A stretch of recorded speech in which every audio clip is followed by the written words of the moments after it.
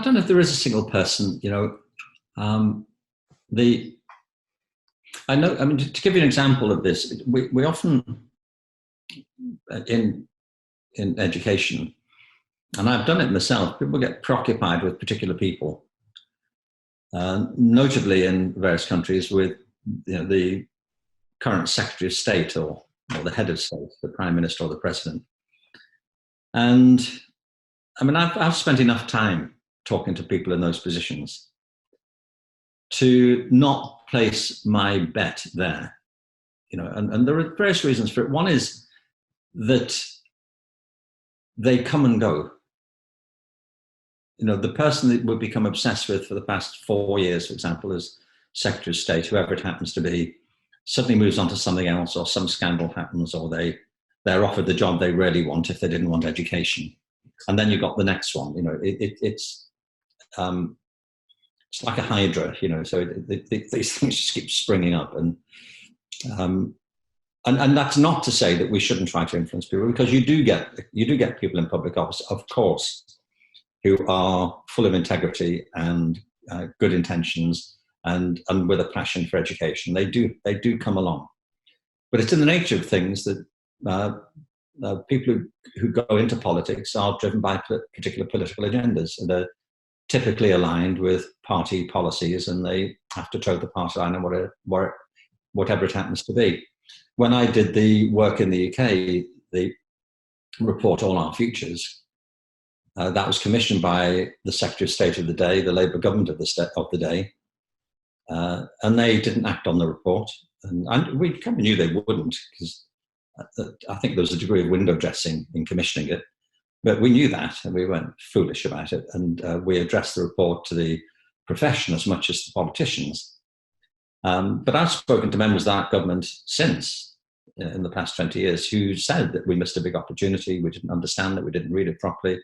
We were too fixated on what was going on. And they are, most politicians have, however good and however impassioned they are, they know they have a short shelf life. They're waiting for the next electoral round. With the following win, they have 4 years in office in most cases, which means they have 2 years from when they're elected to do something before they start worrying about the next election. And they're hoping in the first 2 years to get some data they can use on the stump for the next 2 years. So and education is a complex long-term issue, and politics is short-term. So they're looking for quick wins, low-hanging fruit and other such metaphors.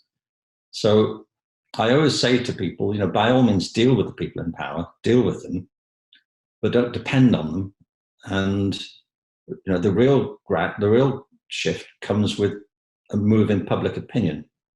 So the sort of things that Greta has unleashed are very important, that Malala has unleashed are very important, because then politicians start to recalibrate around where the energy is shifting, among the population and the electorate. So I suppose, I do get the opportunity to talk to people in high office, but I don't have them at the top of my list. I mean, I'd like to chat to Greta, I think. And I have spoken to Malala and to other people whose lived experience has led them to a point where they feel they just have to speak out. And I think it's important for us all to learn from that. And we should be listening more to people, whatever age they happen to be, whose life experience has led them to a point where they feel they have a very important message to share with everybody. And it's that, isn't it? It's that more than acts of legislation that get people off their feet and on the street and demanding change. And I mean, fortunately, I have the opportunity to do it. I've spoken to a lot of people when I did the book, The Element, Finding Your Passion Changes Everything. I spoke to all sorts of people who I'd found inspiring, and whose stories I thought other people would find inspiring as well. And the stories are often not just inspiring, but unexpected. When you see the route people have taken and why they got to do what they did and when. And so, it is often said, that nothing changes the world so much as a small group of committed people. Indeed, that's what Margaret Mead's point. Indeed, nothing else ever has. And I want people to realize that, that it isn't, it's sometimes said you can do anything you want. I think there's some limitations to that. I mean, I think that's a sloganistic way of saying you can do an awful lot more than you imagine. I mean, I would have very much liked. I could imagine, skiing down, a virtually vertical slope. I'd love to do that. I'm not going to do it. I mean, I can imagine what it would have been to have played in a World Cup final. I haven't lived with an ambition to play soccer, but I can imagine what it would be. I'm not going to do that. So you have to have some sense, of that it isn't just pure Pollyanna thinking, but the fact is people are capable of very much more than they often think they are. And it is a question of attitude as much as talent, and determination as much as circumstance.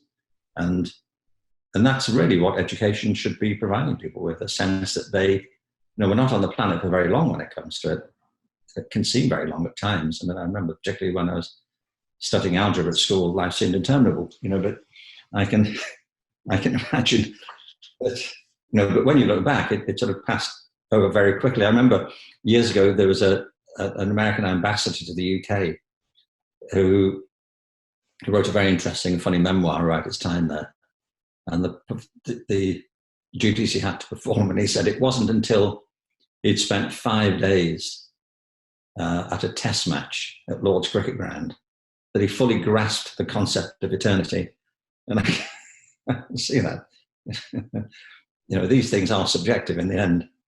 But we're not here for that long when it comes to it. And we can make much more of a contribution to our own lives and other people's lives than we often imagine if we have, the vision and the determination and the self-belief and the permission to do it. And education at its best should give all of us that.